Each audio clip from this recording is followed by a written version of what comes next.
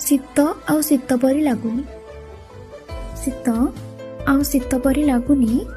ଆମ ବେଳର ଶୀତ ଦିନେ ଘର ଆଗରେ ନଡ଼ା ଜାଳି ନିଆଁରେ ହାତ ଗୋଡ଼ ସେକା ହେଉଥିଲା।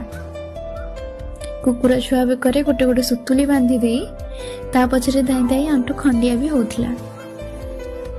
ଆମେ ଟ୍ୟୁସନରୁ ଆସିଲା ବେଳେ କଇଁଆ ଗଛରେ ବସି ଭୂତ ଗୀତ ଗାଉଥିଲା।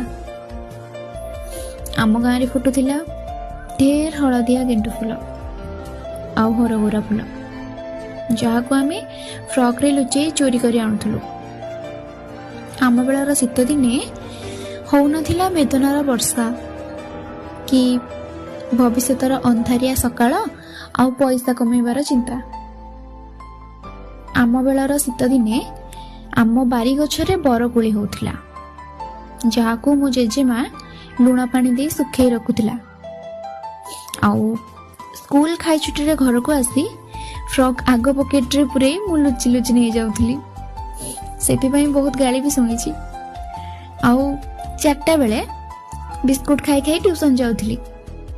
6ଟାରେ ଟ୍ୟୁସନରୁ ଆସି ସୋନପରି ଦେଖୁଥିଲି। ତାପରେ ନିଆଁ ପାଖରେ ବସି ବସି ରାତି 8ଟାରେ ଆସିକି ଖାଇକି ଶୋଉଥିଲି।